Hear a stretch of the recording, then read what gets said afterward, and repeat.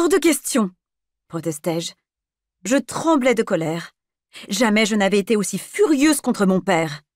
Je le chérissais, je l'adorais, je vénérais le sol qu'il foulait, mais pour rien au monde, je ne consentirais à me marier à ce monstre de Thorn.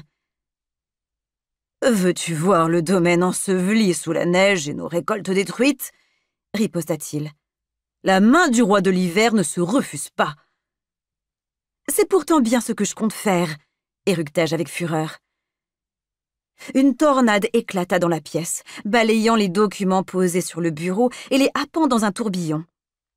Il soupira, comme s'il s'agissait d'un énième caprice de ma part. Mais ce n'était pas juste. Je ne le faisais pas si souvent, seulement quand j'étais contrainte d'épouser une brute. « Papa !» Ma voix s'adoucit et le vent s'assagit aussitôt, les papiers retombant doucement sur le plancher. « Je vous aime, je respecte votre autorité. Mais en aucun cas je ne m'unirai à Lucien Thorn. Jamais. » Il me contempla d'un air contrit et je compris que l'affaire était déjà entendue. Les mariages arrangés étaient monnaie courante parmi la noblesse, et en tant que princesse de l'automne, je me savais destinée à un membre de la royauté. Mais à Lucien, ce tyran, c'était inconcevable.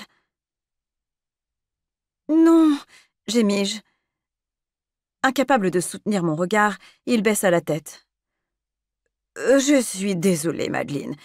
Je ne peux rien y faire. » Et ce fut tout. Mon destin était désormais lié à l'homme le plus vil de la porte épineuse. Même s'il ne régnait que depuis 4 hivers, la liste de ses méfaits était déjà longue. Il avait gelé toutes les cultures de l'été quand les paysans avaient protesté contre sa hausse de la dîme.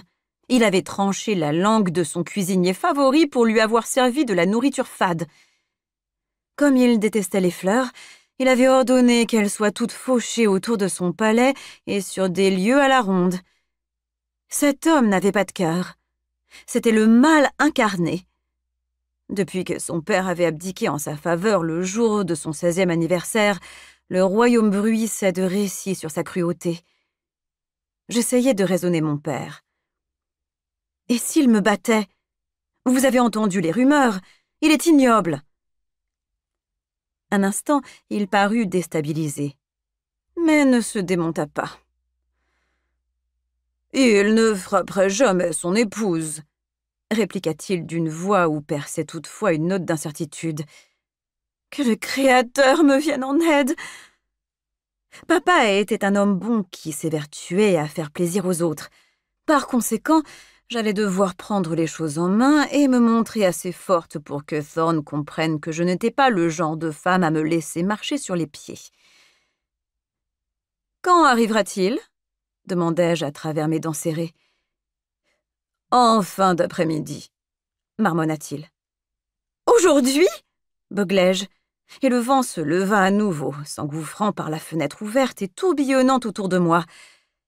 Mes pouvoirs étaient les plus puissants qu'on ait jamais vus depuis des générations, et je savais que c'était la raison pour laquelle le roi avait jeté son dévolu sur moi. Je ne le connaissais pas. Les fées de la cour de l'automne avaient tendance à rester entre eux. Je ne l'avais aperçu que brièvement du vivant de sa mère. Mais je n'avais que 6 ans, et lui 8 à l'époque. Je m'en souvenais à peine. Il m'avait offert un tournesol en complimentant ma robe. C'était un gentil garçon, avant que les ténèbres ne s'en emparent. Je quittai la pièce d'un pas furibond, emportant la tornade avec moi.